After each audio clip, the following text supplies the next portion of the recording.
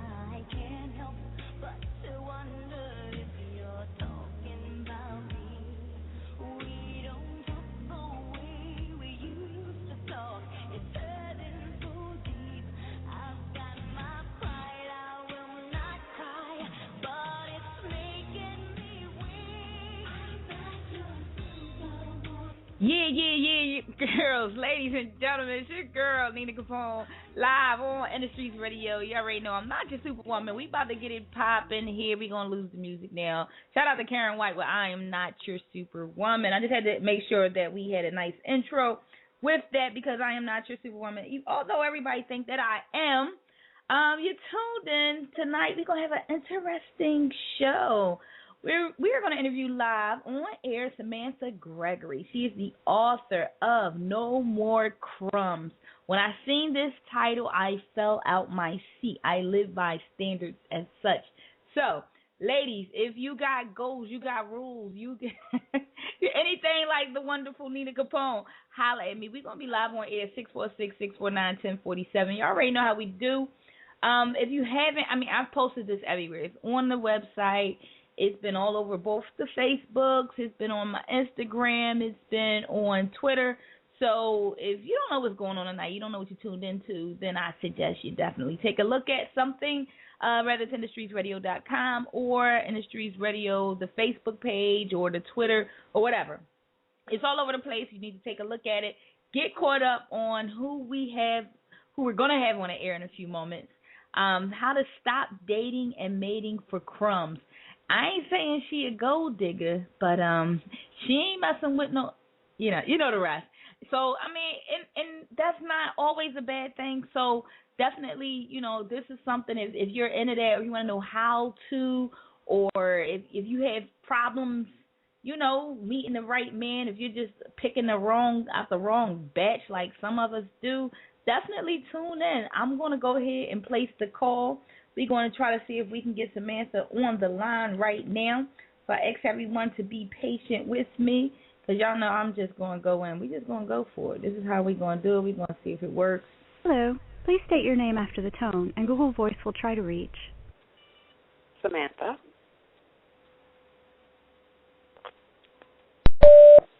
Nina Capone.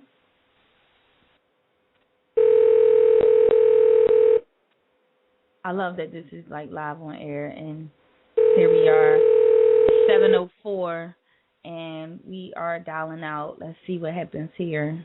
Hi, this is Samantha. Hi, Samantha. Hello. Hi, Samantha. Yes. Hi, this is Nina Capone from Industries Radio. How are you? Hi, how are you? I'm doing well. Great. Samantha, we are live on air, and awesome. Here we are. Here we are. We've been promoting. I gave a brief introduction of who you were and what you're going to be informing us about this evening with the book. I have a good response already. I have a lot of listeners online listening. They want to know more about dating and mating for crumbs, or how to stop doing that, should I say. Yeah, how to stop. Well, I'm the host. I'm Nina Capone. It's a pleasure. I'm going to go ahead and pass the mic to you here. So not to cut you off, but I'm going to let you run with it. I want you to just go ahead and go in, and I will cut you off here and there, okay? Okay, no problem. I'm very happy to be here. Thank you for the invitation, Nina. The book, No More Crumbs, How to Stop Dating and Mating for Crumbs and Get the Cake You Deserve in 10 Crucial Steps. Wow, that's my baby. I've been writing this book, or at least thinking about writing this book for a little while, because I was in a lot of toxic relationships, and I needed to stop it. I just needed to stop it. And I had to get myself together and say, you know what? You know the kind of relationship you've envisioned for a very long time, and this is not it.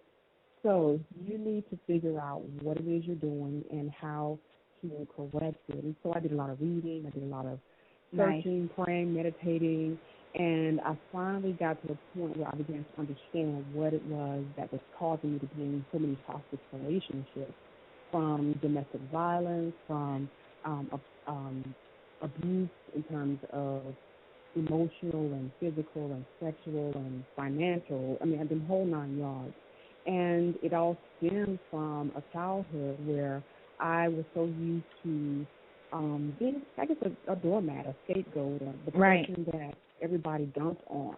And so I was set up, in a sense, for accepting toxic relationships when it came to men. But in recognizing all of that and in praying for a transformation in my life, God did it for me. And I said, you know what, I got to tell all these women out there who are still going through the fire, who are still going through toxic relationships. Right. So No More Crumbs came about, talking with some friends, and we were like, we're smart, we're sexy, we know what's going on, we know what's up, we got our money straight, our house, our car, everything, but why can't we get a good man? What is up with that? And it was baffling to us. And it was like we always get the crumbs. We're always running behind men who really don't have time for us, who can't spend the money on us, can't commit to us, which was the biggest thing. You are preaching to the choir. I said, okay, no more crumbs. No more crumbs. That was our mantra for a year, no more crumbs. And so started penning the book and got it out there, and praying that it really, really helps women all over the world, especially women who have faced domestic abuse and violence, because that is my primary audience as far as finding women who are in need of healing so they can go forward and have healthy relationships from the day they read my book, 30 days later and forward. So nice. That's how it came out. Well, I love it. I love the concept. I mean, I'm a relationship jumper, so I'm guilty of that. So I think I better sit and really go ahead through your points here. I mean, I recently got engaged, and that's awesome. Go me. He's a good guy, and but I want to ask. I mean, and now I'm gonna make this all personal. It's all about Nina Capone. Now that I have you here to myself, but. What do you suggest when a woman is in a situation and she's been through all the trials and just been through all the relationships and all the drama, and she's so fed up that when she does meet that Mr. Right, she's like, she doesn't trust him. She can't do it. She's not ready anymore. Like, what happens then? Like, where does it go? For her, I think that she needs to take some time alone and purge. You have to purge all of the bad stuff. And I'm not saying rehash it. I'm simply saying purge it. Because if you don't, then you're going to take all of that into the new relationship, the relationship with the good God, and turn that guy into someone that's not so good. So you're kind of repeating the same patterns that you are used to. Because sometimes we try to go back to where we're used to because it's comfortable. It feels like, wow, this is a nice place to be. Even though I don't like it for real in my head, but in my heart, I know, I'm used to this. I know what to expect. I know the drama that's going to come, and I can handle it. But if you are really wanting a healthy relationship, you got to go take a step back, take some time, purge all that out of your system, ask God to deliver you from that, because it is a deliverance experience, really. And when you do that, and you're able to see yourself and all of your issues in the mirror, and you're able to allow Holy Spirit, God, to wash that away from you and to cleanse you, then you can go into that relationship healthier. and able to receive what that good man has for you to give you through Christ. Awesome. So, wow. I mean, this is so moving. I think this is going to touch a lot of young women out here. Not just young women. I find this in older women who have put in, like myself, I put in 10 years to a marriage. And then it's like, okay, now I'm starting over again, So, I mean, it didn't, that circle, you get kind of stuck. You're like, okay, it's all about the kids. And you just dedicate your life. I had a woman tell me the other day, like, Nina, well, when's your show? She really wanted to listen. I see she is online. Shout out, lady. And she had an issue where she's like, okay, I devoted my time and my life to my children. Now I don't have no interest. She said a guy asked me out on a date, and I don't know what I like to do. And I'm like, wow, you need to call in. And that's classic. Yeah, that's classic because when you put so much into other people and you put nothing into yourself, when everyone else is gone about their own life, their business, then you're left with this blank slate, and you're wondering, okay, now what? You have emptiness syndrome if you're an older woman who raised your kids and they're gone and they have their own lives. A lot of women go into depression. A lot of women are just deathly afraid of getting out there and creating the life that they want because they just don't know how. They haven't done it all those years, and so they put themselves on the back burner for so long, and now they're just kind of sitting there, stale, dry, just nothing going on. But it takes courage to get out there and say, you know what? It's going to be about me now. Get some self-love, get in there and start pampering yourself and really surrounding yourself with people who will encourage you and motivate you and really push you to get out there in the world and to say and to shine. It's really about shining and about letting the world see what a great person you are and that you are definitely worthy of a great relationship if that's what you want. Right.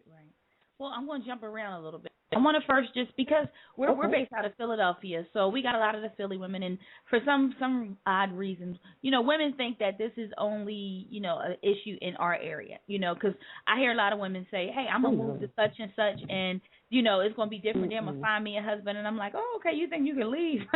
You think it's different over here? Okay. So, Samantha, can you just tell the listeners, like, where you're from, and so they know that this is just not the wonderful world of Atlanta, where everybody wants to move to. That's dreamland. All right. So this actually happens in Atlanta, too?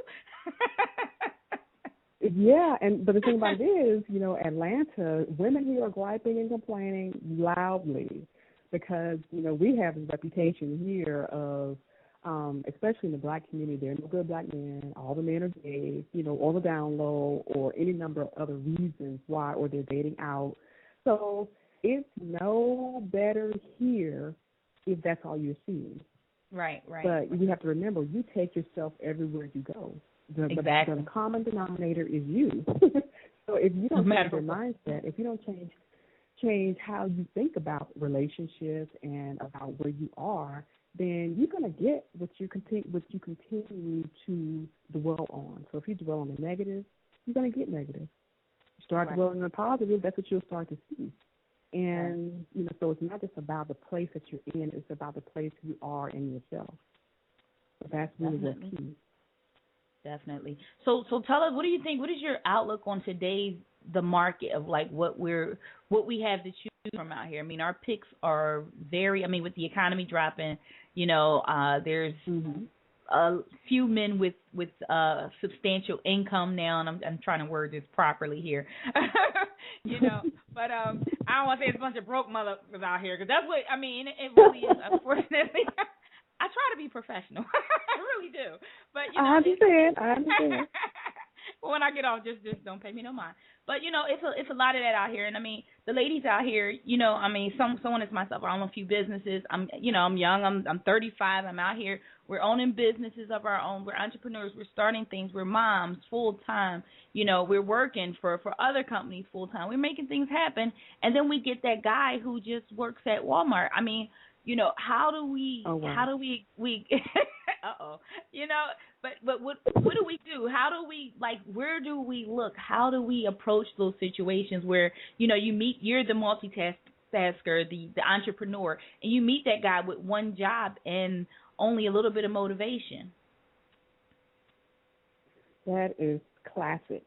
That is a classic problem. And I don't know if it's just in the African American community. I think it's in the Hispanic community too. It's epidemic.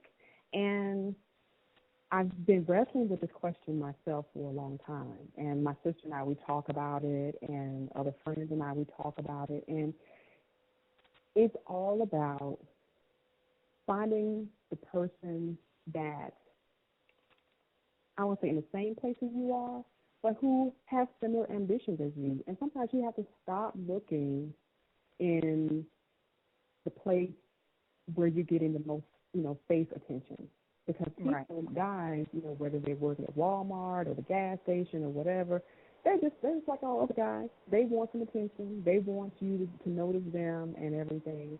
But if they're not able to bring you to a place where you want to be, or at least meet you where you are, then you're going to get a lot of frustration. And that's just the reality of it. A lot of guys say, well, hey, you give them a chance to. Okay, I'm going to give you a chance to go to school. I'm going to give you a chance to go get a career. Right. I'm going to give you a chance to get yourself together. And then we can talk. And that's not, I won't even say we can be friends, because that might not even be a good idea. Right. But if he doesn't have any plans, if he's not trying to elevate himself, because he has to recognize, hey, if I get with this lady, then I may need to be able to help her out of a bad situation. How am I going to lift her up, help her out of some situations if I can't even lift myself up? Exactly. And that's just about taking pride in yourself as a man. And no, I'm not a man. I don't know all the ins and outs of it, but I do know that men have pride. Men work. That's what they do. That's how they identify who they are. And if a man is doing otherwise, then you need to question that. Because if he's so concerned about his looks, the car he's driving, and all that, then you have an issue. Because at the end of the day, if you and I can't be in a serious partnership where we're giving and taking, receiving and giving in a balanced way, then it's going to be some frustration later on down the road. Absolutely. Sometimes you got to just expand your horizons. You got to expand your horizons. So that's not trying to put a brother down, but that's simply the reality of the situation, because women at the end of the day are looking for security. Right, people say it's shallow, but that's how we are. That's our DNA. That's in us. It really is. That. And so if we don't get that, we're going to gripe, we're going to complain, we're going to put him down, we're going to do all the things that make for a bad relationship. Right, and then we're going to be wondering, but I love him. No, you don't. Yeah. Not like that, you really don't. I heard it. Be real. You have to be realistic about the whole thing. Right. So how do I was a counselor / therapist for a long time, and I dealt with young girls. I really tackled the financial end, but even with that, I was challenged by women who came in. It seemed like we always end up on relationships, and I said I am not a relationship counselor, but I always find that it's like they would say, hey Nina, well, how do I, and I say, well, does he have a job? Does he need to go back to school? How do you say that to a man? Literally, like word for word. How do you say that without offending him? Hey, you need to go back to school. I'm rude. See, it would be easy. Right. Oh yeah. But I've tried to adopt a more, I don't want to say politically correct way to do things, but I've tried to adopt a position or tone to where it is about me. And not saying in a selfish way, but I simply say if a guy's like, hey, I want to holler at you, I want to, come to go out or whatever, and he's telling me, he's working at the 7-Eleven or the Walmart or whatever, and we have a conversation, and I simply state what I am, what I do, and what I require, or what I prefer. Prefer is a better word, not require. Prefer. Right. I prefer to go to Houston's here in Atlanta. There's pretty upscale restaurant, and there's a lot of other upscale restaurants. I prefer to go there, or I prefer to live. I live in one of the higher end neighborhoods in the Atlanta area. So if he lives on the south side and I'm on the north side and he's expected to come to the south side, I'm going to say I prefer not to do that. So you're putting up these barriers in a sense to let him know I am not comfortable with that. and I prefer not to do that. And so he would not call me. A guy was in Walmart talking to me one day, and he was talking about, he went into his whole history. And I'm looking at him like, do I have a face that says, tell me everything about your life? Right. And he was going on and on about when he used to be incarcerated, all the things he did. He was on drugs. He used to work for the post office, but now he doesn't. He's not even working now. But can I have your number? But I had told him already, okay, I'm in IT. I'm in corporate IT. I've written a book. I live here in the city where I am. I'm doing all these things, and he asked me for my number. Can I take you to lunch if I'm in his neighborhood? And I asked him, so do you live around here? He said, no, I live in such a place in the South. I was like, how did he get here? So right. I set it up to where he understood where I was coming from. Okay. And I told him I am not looking for, he asked me about getting my PhD. I said, no, I'm done with that. I want to work for the man. I want to work for myself. I'm entrepreneurial. And I believe in abundance and prosperity, and this is what I deserve. Right. And so he was like, well, you in that Creflo Dollar stuff? I was like, oh, my God, what? Creflo Dollars? Yeah. So needless to say, I still gave him my number, my Google number. Gotcha. But he did not call me. He already knew he was already out of his league. He was not going to call me and ask me for a date.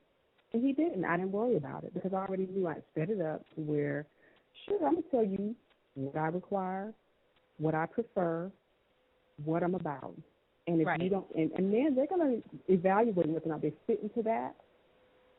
So they're going to back up on their own. So you don't even have to say, no, you need to go get a job, or you need to go do this, that. You don't have to say any of that. You simply say, this is where I am in my life, and this is what I prefer. And then he will make the decision about whether or not to pursue that. And if he's silly enough to do it, that's on him. See, that's my next question, because what's happening now is, I mean, like, I'm wanting to meet him. Being in the music industry, and and I'm educated, very actually, and I throw those standards up, but I still get that guy who says, all right, Nina, I'm gonna call you, and I'm like, oh my God, why is he really gonna call me? And you get the conversation with them, and then like another thing, I mean, you brought up with the guys who's been incarcerated. I know some really good guys who came home, and they are good guys, and it's like, okay, he's struggling because he went to jail, but he's a good guy, and it's like, God, why did you do that? So, like, how do I deal with that? How do you deal with accepting, okay, he has this criminal history. He was a criminal then, but he's trying right now. He's on the right track. Of course, he's getting knocked down a little bit by corporate America, or wherever he's trying to work or get his business built up. So, how do we deal with that as women, as professional corporate women? Like, how do we deal with that? You, again, state where you are and say, at this point in my life, I am looking for something different. And that's women. We have such tender hearts, and we tend to feel sorry for people. But my thing has been my policy is I cannot feel sorry for a man, because really a man of any pride would not want me to feel sorry for him. He really wouldn't. And so I have to adopt that for myself. I can't feel sorry for him. I can encourage him to go and keep trying to find other alternatives. I may even send him a couple of resources. But beyond that, I'm sorry, but we have no future at this point. Now, he may come back, be rich as I don't know what later on, but thank you. I'm happy for you. Right, but I knew at that time in my life I wouldn't be able to accommodate a relationship with you because it's just not where I am in my life right now. And that's all about being poised, positive, and knowing where you're going, because if you take that detour, it's going to tell us what kind of hell you have to go through just to get back on the track you started out on. Exactly. I've been there. I've done that. I've been with a guy who, made less than me, ended up moving in with me. I ended up paying the bills and really regretted it. And my thing is, okay, wait, not the way I pictured this happening here. Right, but right. Yet, because I was looking for attention and he was saying all the right things, or he was filling a need I had at the moment, a temporary need, then I put myself in a position to be the sole provider or the breadwinner. Right, and lost respect for him. So best not to do that. Right. I mean, it's a lot of women. I see a lot of that happening right now. I mean, I'm guilty of it. I probably know 4,000 women who are guilty of it. You know, we take a minute and we, you know, we go over our wine at our chat and choose and we talk about it like, oh my God, what did I get myself into? But, you know, I think like you said, we don't put our standards out there in the beginning enough. You know, we don't say, hey, listen, like when guys see that I have 3 college degrees on the wall, they're looking, but it doesn't register. And it's like, okay, do I still have to say this? Okay, you're here around me. You see them there. They're real. You know, I work in corporate America, but you don't seem to get that you don't match up to me, you know. And then the marriage proposals, okay? You know, every girl's dream is to get married. I have 6 rings. I feel like I'm in a Super Bowl. You know, and still I'm unmarried. I have rings. I really honestly have a jewelry box full. I don't give rings back. I'm sorry, they're gifts. But I mean, I have now that everybody knows. But I know. I don't hey, but that's insurance. That's insurance. It's insurance. It is what it is, you know. But I mean, like when you get into that situation, when you meet this guy, and you know he started out right. And, you know, we took it there. And I have a problem not saying, I don't say no either. If you ask me to marry you, sure. I may say no later. See, I'm bad. I need to write a book, right? But I mean, honestly, it's really hard. It's like at the moment, I feel like, yes, he could be the one for me. And because I'm an artist, I have creative moments. Sometimes I'm just being Nina Capone, the rapper. And I forget about Nina Capone, the business owner and the entrepreneur and the mom. And I don't include her in the equation. Sometimes I'm just being a rapper. I'm with the baller, and I'm having fun. So when he says, I want to marry you and be in your life forever, I say, all right, then. All right, cool. Put the ring on me. And, you know, and then later I'm home. I'm laying down reading my book, and I'm like, oh, my God, did I just say yes? And he's calling and making plans. And, you know, and I feel bad. I feel bad, and I'm not just a Facebook status changer. I mean, this shit be real. I'm like, oh my God, this guy's gonna kill me. But you know, like, what do you? How do you control people like me? No, seriously. But what do you say to the woman like me? And I'm putting all this on me. I'm gonna take full responsibility here because I know there's a lot of women out there that can relate. But what do you tell someone like me who just enjoys that love for the moment? Like, and then I know I got to go back to work next week. So on Wednesday when I go back to work, I don't want him calling me. I'm back in my reality world. Like, what do you say to the woman like me? How do I handle myself? Wow, I'm difficult. That is. You like the high. It sounds like you like the high of the relationship, and you like the high of being asked, and you like, you know, that, and that's okay. But at some point, you have to decide, okay, am I going to deal with the high for the moment, or am I going to just, you know, keep my feet planted on the ground too? You know, because you can have it both ways. It's just deciding and telling that guy, you know what, I'm so flattered that you asked me. And you are really flattered that they asked. Absolutely. So you have to say, let me take some time to really think about it. Let me talk to my kids about it. Right. And then you will have created that cushion of space. You're not necessarily turning him down, but you're giving yourself some time to clear your head. Get out of the clouds, get back on the ground, look at your kids and say, is this the man I want around my kids? To raise my kids, to teach them how to be what I need for them to be, whether it's a father figure or mentor for my son or a daddy figure for my daughter. You know, you have to really think about that. Because at the end of the day, even though they're going to leave eventually, you'll be stuck with him for a long time. I know. I'm like, oh, my God. And, you know, and a lot of times, I find in women, we find ourselves being with someone, and, you know, we will go ahead and commit to that relationship, but also the flaws come later. You'll see that he has unique lazy tendencies. Like, I posted something on my Instagram today about the guy who in the dim room and the new light bulbs on the table, but he didn't bother to change them. He rather light a candle. Or the guy who sees you taking out the trash in the morning and he watches or he waits. You know, so oh my God. you see this in a guy, and in the beginning, I mean, you know, he was Superman. He was taking out the trash for you. You didn't have to even mention it. He just did it. You know, all the bulbs were changed. You know, car was fixed, and you're like, oh, okay. You know, he's not, you know, he doesn't make $50,000 a year, but, you know, he's really good with around the house. The girls liking, wow, this is, you know, this could be pretty good. And then, you know, you find yourself committed, and then the change comes.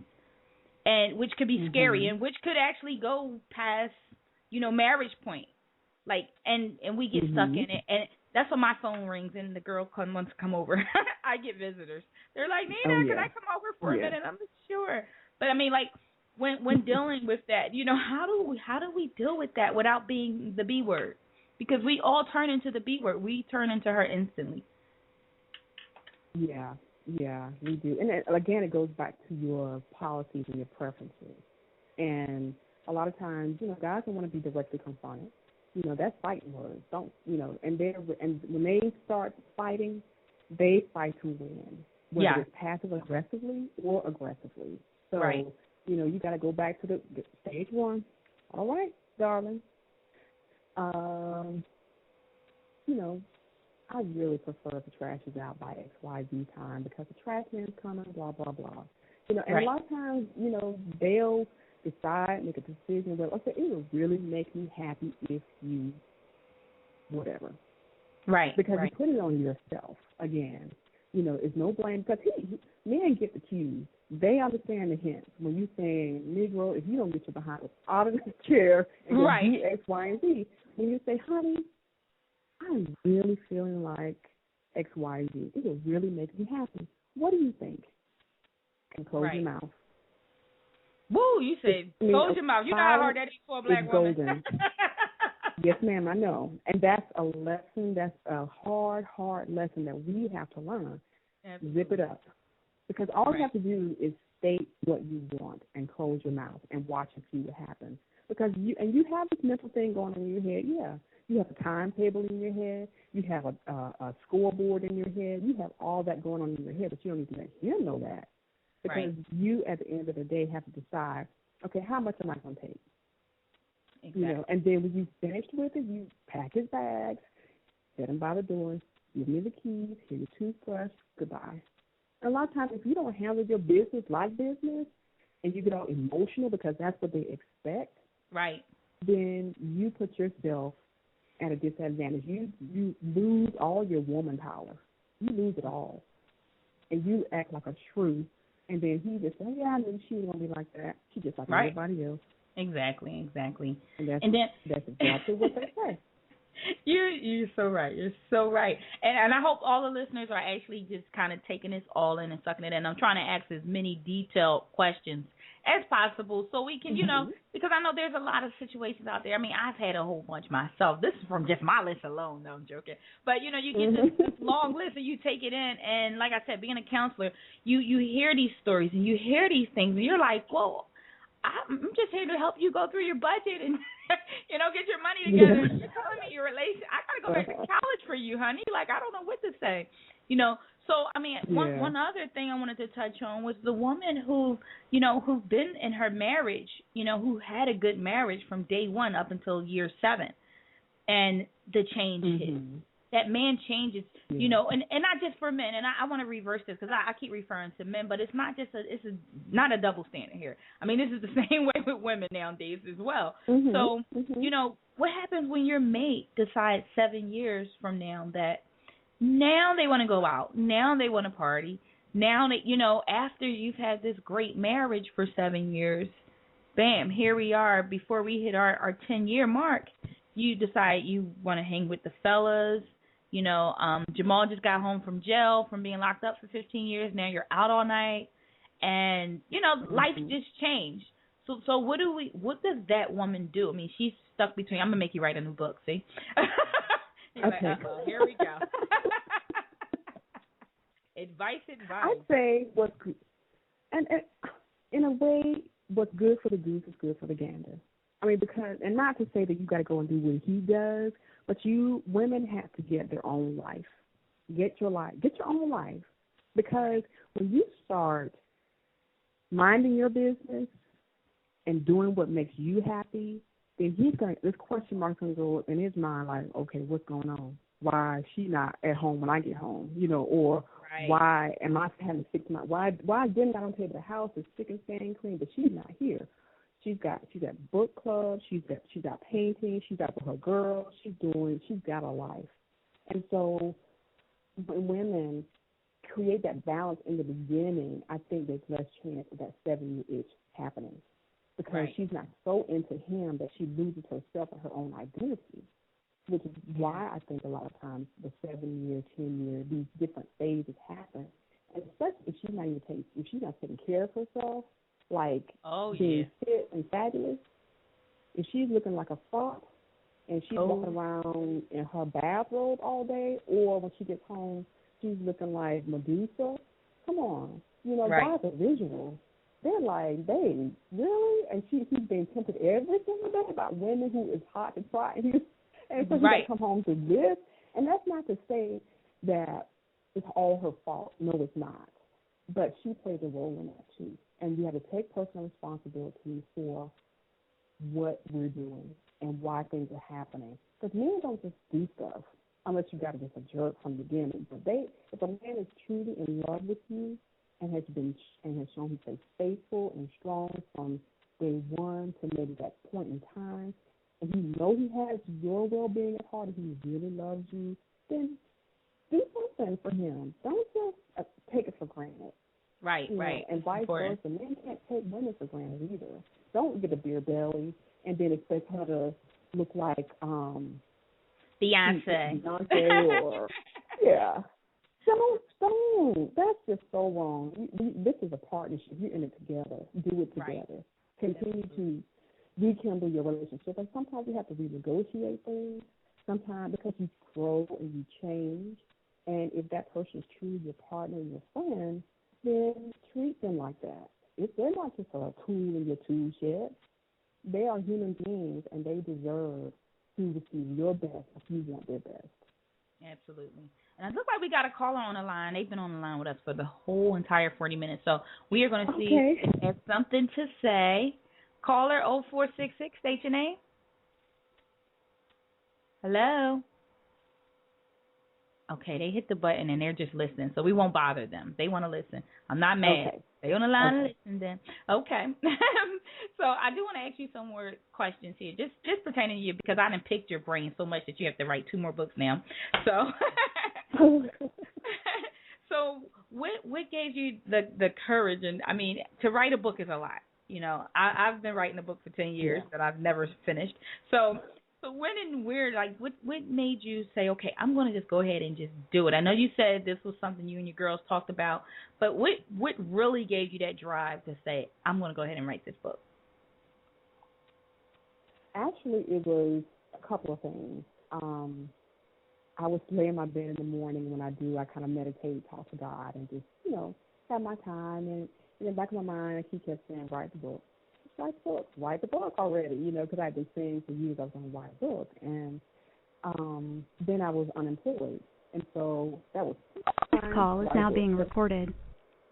I didn't have any other, I won't say anything else to do, but I had a good block of time to write it. So I did. And every morning woke up 5 o'clock, just because that's what I think best and clearly, and started writing at the first part, at the beginning of the day. And so for the rest of the day, I could, do whatever I need to do with my kids and, run errands and look for work and all that good stuff and, work on my other blogs and businesses. So all that was the reason and how I got it done. And I knew the book would have been done this summer, but I kept putting it off because I was afraid. I was afraid, how will people receive it? Right. And who am I to write this? And to put this out there in the world, and who's going to read it, and why, what they want, so all the different fears kind of right. So, I finally said, you know what, you got to face the fear and do it anyway. Right. So, well, I'm so glad you did, because you are helping so many women out here. I mean, it's so hard right now. I mean, just the dating scene is scary. It's scary being that 35-year-old woman out there getting ready to date again when your daughter's 17. You don't know who she's dating. You got to watch the age specifics. You're like, oh, gosh, how old are you? And, and it's so many elements that you got to look for now. So it's definitely something that women need to. And then the aspect of what's on media right now. What, I see a lot of right now, and I hate to knock it because, I lived in that world, but right now, being a stripper, I don't know how to really say it. I don't mean anybody's profession, but being a stripper, and I lived in that life, so I'm not going to sit and knock it, but being a stripper now is praised. It's like, okay, girl, go get that money. This is okay. It's okay to be on Instagram and then Facebook with your butt out and your thumbs on. I mean, and at some point when I was younger, that was not something that was okay. Looking at a naked woman or a naked man on the internet was like porn. But now it's like, it's an everyday thing. I mean, honestly, I don't even hide stuff from my kids now because I don't know what they didn't already seen. So I'm like, okay, I feel weird. They're looking at me like I'm crazy if I go to cover their eyes. So, so the level now, the comfort level of putting yourself out there now, the respect, I mean, like, a guy can go ahead and get somebody that's just really easy. So why work for you? That perspective has really made our so-called good women lower her standards a lot. And I see it, and I feel bad, and I don't know how to help them. I don't know what to say. I mean, it's a lot. It is a catch-22. It really is, because men are bombarded every single second of the day, not just minute, second of the day, with all types of pornographic images. And because they're visual, they get sucked in, and their standards are lowered, regardless of whether or not they were in church or whether they were raised by good men or whatever. Right. They are bombarded every single day. And if they don't take responsibility to guard their minds, their eyes, then they're going to succumb to that. And and a lot of them will just go for the easy kill because, hey, it's out there. Hey, she put it in my face. I want to get some of this, But it's like, dude. So then you want to wait till you're all rained out, you got issues, and then you want to come find a good girl. That's true. Right. That burns me up because I'm it's a lot of that going on. Yes, it is. I was standing here. I was waiting for someone who was good enough, as good as I was trying to keep myself. But you want to go out there and play the fool and try to bring all your stuff in my face? No, sorry, goodbye. And then now you got to give a brother a chance. Yep, you had a chance. Yep. 20 years ago when you were still good enough. But now you got to go through the fire just like I had to wait. You got to wait. Get cleaned up. Somebody come along, won't you? So, and then, the whole societal messages we're getting in media is like, men are worthless, men are dumb. A lot of pictures in the media where they are being lambasted, bombarded with, all these hardcore feminist ideals. There's nothing wrong with a woman having equal rights. Nothing wrong with that. But when you start bashing men and portraying them in the media as less than, that's a problem, because then they will not step up. And it's a lot of that. The men who are watching will not step up and beat them because they're afraid they're going to get beat down because of all the things they've seen. And you're like, wait, I get that all the time. Well, women learn their bras back in the day. I'm like, look, first of all, I was 2 years old. Right. I had no bras to burn. So why are you projecting that off on me? Because you don't want to open my door, you don't want to pay for a meal, you don't want to do X, Y, Z. I got a problem with that. So we will not be dating. Don't lose my number. Right, and it's a lot of that. If you don't, it's so much. It's so much going on, you know, with even with men, you know, and I see a lot of men who, like, I have a lot of men who are afraid to approach me because because my standards aren't in writing. They're not out there. They don't know them. They automatically think that I'm going to shoot them down, and you know, and it's a lot of times, hey, I missed out on a few good ones, and I'm like, wait a minute, I would have talked to you, you know, and you find yourself, but the media draws these pictures, and they don't show the like you said, if he has ambition and he's out there and he's grinding, and you know, he may have not reached his goal yet, but he's on his way. Hey, you know, my dream man is the man I can stand next to and we can create business together. I mean, that's my dream man. Yeah. But you know, a lot of men are afraid that if I've already made it or if I've already begun my journey, then he can't be a part of that, and that's not realistic. Not for me anyway. I'm like, come on, help. Hey, you do what? You can run the blogs. Hey, we got to get this popping. You know, so I'll put them to work in a heartbeat. But it's like a lot of men are afraid to approach me knowing, hey, she built that foundation already, or I can't work for you because you're my woman. So, you know, and a lot of that comes from what the media builds. Do you work for your woman? You know, I see a whole bunch of those things out there, and it's scary. And, you know, how do you suggest a man handles that? You know, just from I know you're not a man, but just from a male perspective, you know, I mean, I know that we got a couple fellas listening, and they're going to want to know as well, like, okay, because we're not male bashing. Right. This is not a one-sided interview, and that's what. You know, I wanted to address that because we are women. We're going to say the guy, but this is definitely vice versa as well. And when we speak, we're speaking, you know, back and forth because I know some women out here that ain't ish. I'm like, exactly. Like, that's your baby mama. And that's a lot of reasons why a lot of men are messed up in the head because they got a hold of women that weren't that. So for men, I would say the greatest gift to give yourself is to know yourself and know who you are. You know, are you just another, you know, shadow or image on the wall, or are you going to continue? Are you going to be like that rapper, that movie star, or going to be you? You know, be yourself and build your own foundation. You know, have your own goals and dreams, and decide for yourself. I'm going to be this kind of man. I'm not going to be the one that bashes women, disrespects women, live off women, and all that. I'm going to be a stand-up kind of guy, the kind of guy that if I have a son, I want him to be proud to say, that's my dad, I'm going to be just like him. And they're going to do it anyway. I don't want my son to end up on the streets in jail or wherever because I couldn't get my stuff together.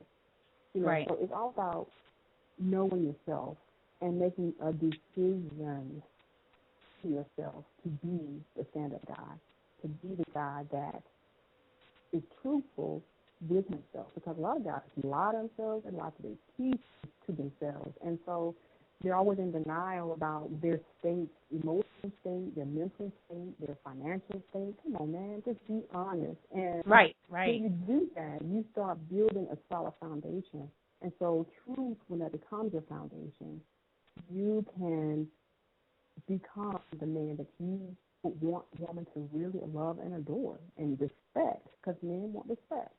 So be a respectable guy. You know, because we live in a society, an entitlement society. Everybody thinks they're entitled to something. You're not entitled to anything unless you work for it, unless you put in the work proving that you are entitled to X, Y, and Z. And even then, you humbly say, man, I don't deserve this, but I worked hard for this. Well, my lady, she helped me get to where I am. And I am proud to call her my woman, to propose to her, to marry her, to build her big house, to do whatever she wants, you know, because she stood by me. So, you know, becoming that kind of man takes work because it's so easy to take the easy way out. Right. To ride the wave, you know, that you're on, but that wave, it has an end somewhere. And then at the end of the day, you're looking like, I'm 45 years old, still wearing throwback jerseys, with the pants sagging down, and I ain't got nothing. Don't have a legacy, don't have a house, no land, no nothing. And nothing to leave your child if you die. Exactly. And what is that about? So, and it's a lot of that out here, and it's sad. It's definitely is sad, and it's sad because it's what are and I wanted to when I came across your title, and usually I have a ton of emails. I'm not gonna lie, like I put everything to the back, and I was like, whoa, here go one, and I thought this was something that really needed to be addressed right now. Just being out here, being in the dating world, I have teenage daughters. And it's a lot to grasp, and we don't have a direction. Media's not selling that direction right now. So we as independent radio hosts, we as independent authors, we have to get out here and say, hey, listen, pay attention, put our hands up, red flag everything. We have to teach our youth. Because they're not talking about relationships in school. They're not talking about anything in the high schools here. I'm like, oh my gosh, but these are some of the things that, that I wanted to address. And I mean, you are awesome. You walk through some things. I wanted to kind of jump into just really asking a lot of questions like that, just so people can know, hey, this woman is knowledgeable. She knows what she's talking about. I am going to go ahead and grab this book. I want to read more. I want to find out more details about it. So I do want to ask, do you have like a specific writing style? I'm very conversational. The way we're talking on the radio is how I talk in my writing, because it's about me having a dialogue with that woman who's reading that book. It's just for her. And so she has questions, and I try to answer them, and I have a little humor in there, and there's a little bit of suspense to what's coming next. And she's reading, like, okay, get to it already. So I hate the whole formal, clinical type of writing style. Right. Because people get lost in that. Oh, yeah. When you're just talking to people as human beings, then they can get into it. It makes it a good read. It does. A lot of people who read my book, they're like, man, I read that book in 2 days. I could not put it down. And so that makes me feel really good, because it lets me know it was easy enough to read, but they got so much out of it, and they're recommending it to their friends. They're buying it for Christmas gifts. It is phenomenal, and I feel so blessed to be able to put this out there and bless other people. Right. And men, there's a couple of men that have read the book, and I'm just looking forward to sharing it with so many people in this world. And I have a campaign I started called the A Million Safe Women campaign to prevent domestic violence. And I believe that by reading this book, so many women can avoid that cycle of domestic violence, no matter if they grew up in a home where it was present and prevalent, or if they are, sheltered and don't really know the signs. I really want them to get the book so they can be on the other side of it and not have to experience it at all. But then those women who are in it and who need some guidance, so that the next time they're in a relationship, they know what to look for. Those red flags are in the front of their faces. It's like, I remember reading that in the book. This guy's no good. Let me go. That's what I want. I mean, and I pray that happens. I'm sure it will. I mean, that's one of the things.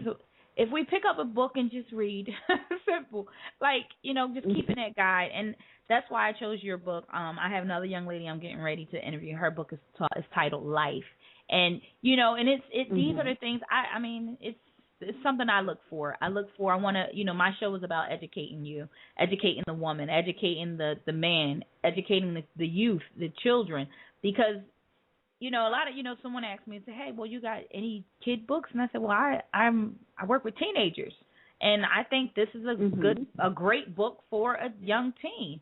And it may have a little more than what she expected, but hey, guess what? That first relationship will too.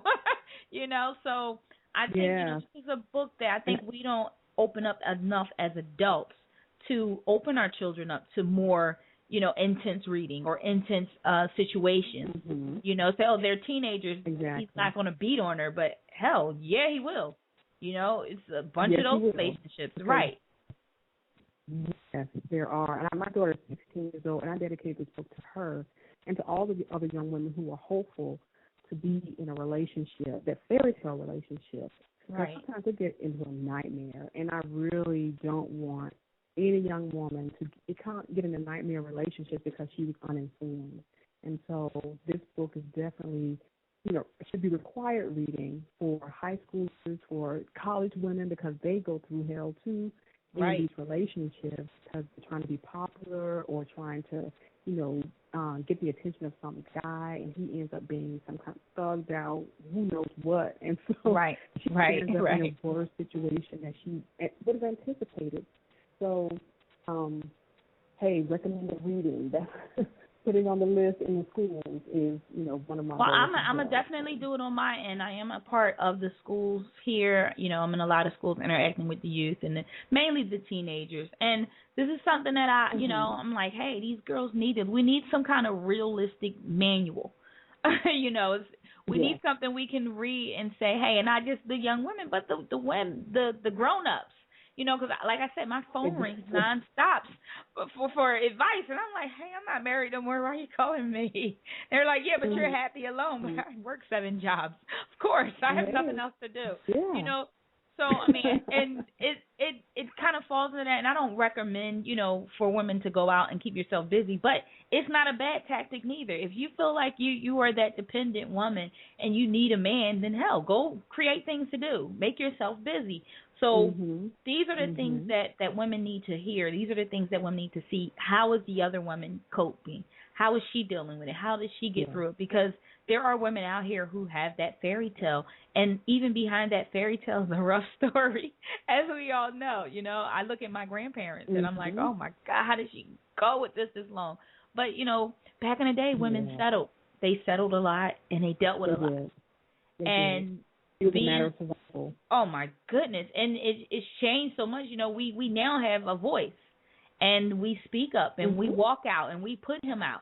So the world has changed a lot, and we can't, grandmom is good, but really you can't listen to grandmom's advice now. Grandmama get you killed. Grandmama, you stand by that man. Don't worry, he hit you. You go get some alcohol, clean it up, and you stand by that man. You like, what? You mean I shouldn't shoot this motherfucker? What you mean, grandma? You tripping?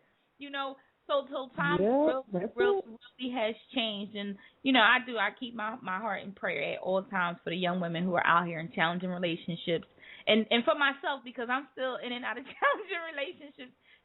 My friend now, he's a good guy. He means well. There's some fixing we have to do. There's some things we are going to have to work on. I am very upfront, very direct, and very honest, and I can say this on the radio, and I know he's probably listening. His friends are too, but this is who I am. I don't hide anything, and I'm honest. Right now, before we get off the air, I want to just touch on a little bit of the media sites, the social media sites and the relationships. When to and when not to block your partner, your spouse, your mate. Like, is that a bad thing? Like right now, we all know Facebook is the doom of the relationship now. So just what is your take on that? That would definitely depend on your level of security, your own self-security, and how much you trust that person. A lot of times people really don't introduce or befriend their significant other on Facebook. That, married people, they probably do, but if you're just dating a person, don't do that. Just keep your stuff separate for a long time until you know for sure this is going to be the person I'm going to be with for a while. Because you don't want anything that you say to be misinterpreted or for a trigger to happen for them on some level, and then they bring that to your face. So, right. So, be wise about it. Do I really want this person to see everything? No. Implement your privacy settings. There's some things they can see that you show to everybody. But then there's some things, maybe you don't necessarily want to see, especially if you and your girlfriend talk about something or whatever. But, just be wise in it. Right. And, share if you want to, but you better walk in it. If you do, don't. We know where that can go. Woo! Yes. Yeah. It can go through some weird places. It really can, and shout out to everybody that's listening. I think we got another person that want to ask a question. I'm going to try to bring them in because we are towards the end of the show. Caller 4591, state your name. It's you, Ray. How you doing, Chi Ray? I'm good. How y'all doing? We're good. Any questions for Samantha this evening? You know what? I was been supposed to call in, but I was writing the rest of my little movie script. But from what I caught, I'm not sure if y'all was talking about like the status of the young black women or relationships. I'm not sure what y'all on right now. Well, we were kind of just touching on everything, and not just young black relationships, period. You know, we were kind of just touching on that. You know, there's a lot going on in our community, just for say. And, you know, a lot of our young women and men aren't educated on relationships, how to handle them. And, you know, some of them are being taught the old school way. Just what is your take on that? I can tell you from my experience, like being as though I only been in 2 relationships in my whole life. One was 6 years and one was about almost a year, and I was married in that last one.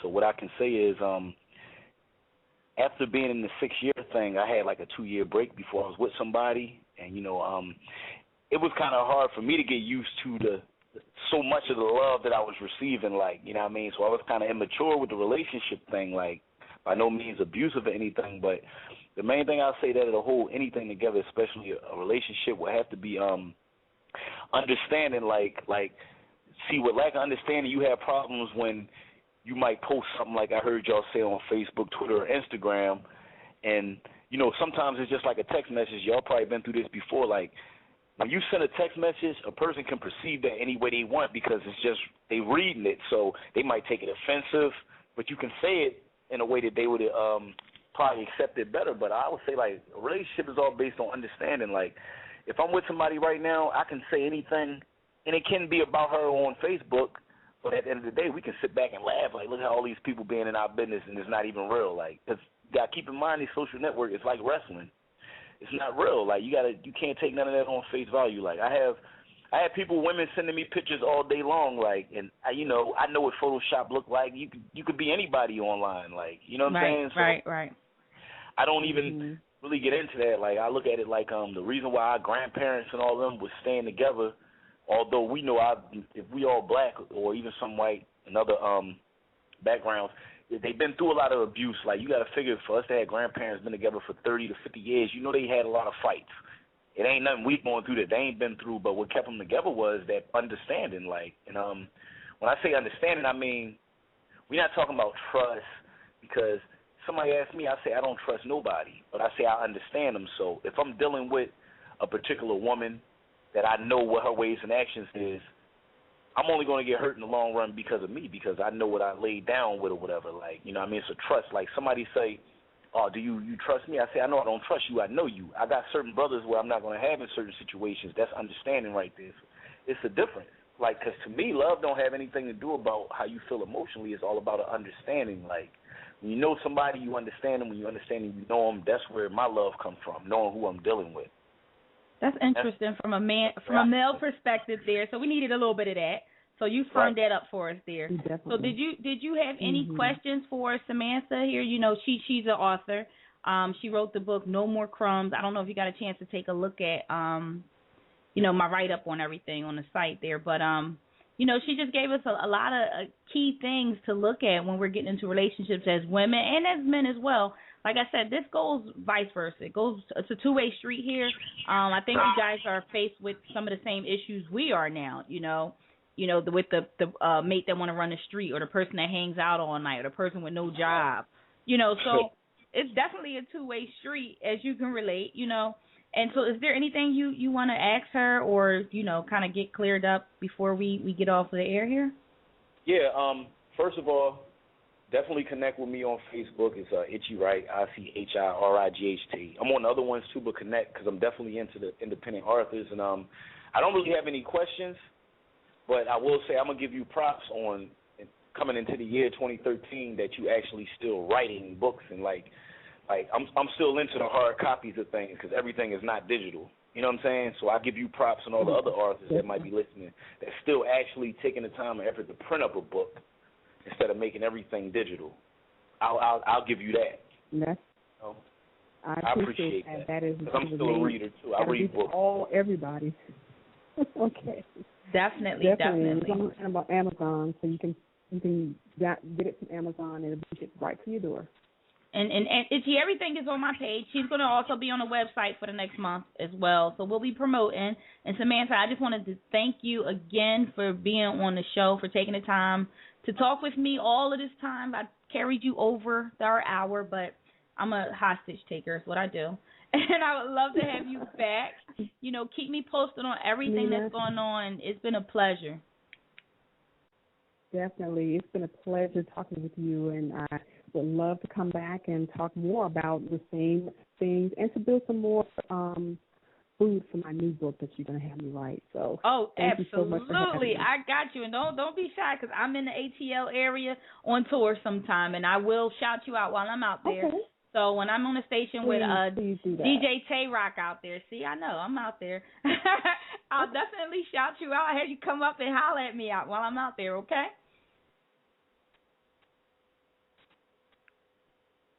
Hello? All right, looks like we are definitely shutting down. I want to thank Samantha Gregory for just spending the time with us today, just to give us more insight with no more crumbs. I mean, ladies, if you're out here, you're doing your thing, you're dating, we all know it's a challenge. It's hard out here. It can be chaotic. It can be crazy. It can be challenging. It can be confusing. It can be hard. It can be difficult. It is what it is. You know, it's relationships. Grab a copy of the book. You can definitely check it out right now on my Facebooks, both of my Facebooks, the InnerStreetRadio.com and the Nina Capone page. You can also go to InnerStreetsRadio.com, click on it. The book is right in the far corner of the website. It's right there. It's big. It's by itself. Click on it. You know, check out everything. Her links are posted. Definitely support Samantha. She's doing her thing. You know, I want to, again, thank Samantha for being on the show. We will definitely stay in contact with her and try to get her back on here to share some more information. On that note, I'm going to play a little song, and I'm going to be up out of here. So, again, thank you all for tuning in. Any questions, you know, you can holler at me, Nina, at InnerStreetsRadio.com, or you can also check me out on the radio show's website at anytime at InnerStreetsRadio.com. Always there, always doing what I'm doing.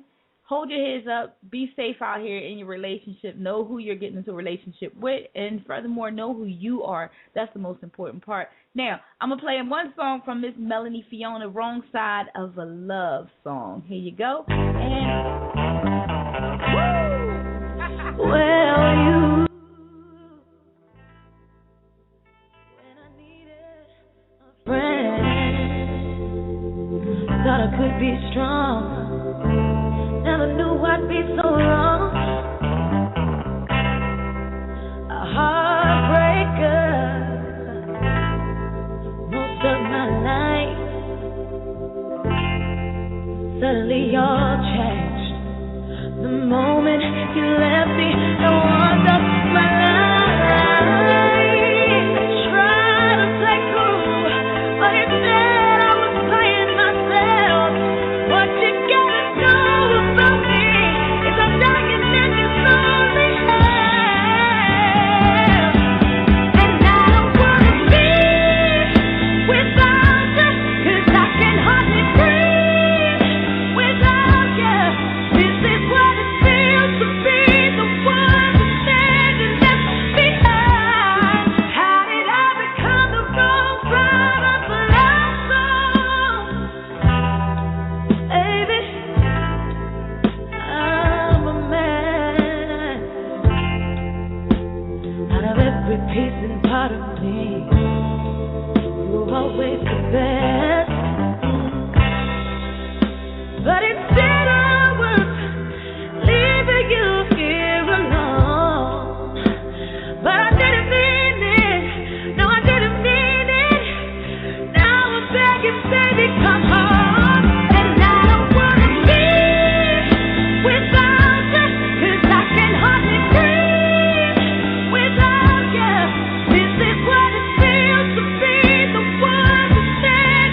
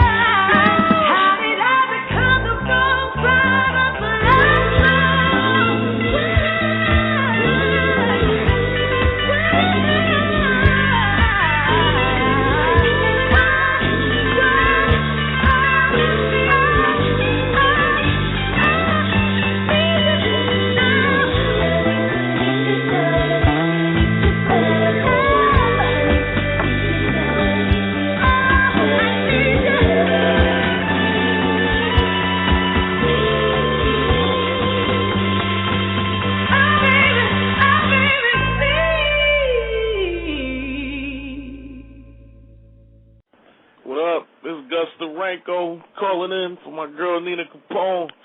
Shouting out to Inner Streets Radio. I'm the captain of the Strong Arm. We lit as shit, baby.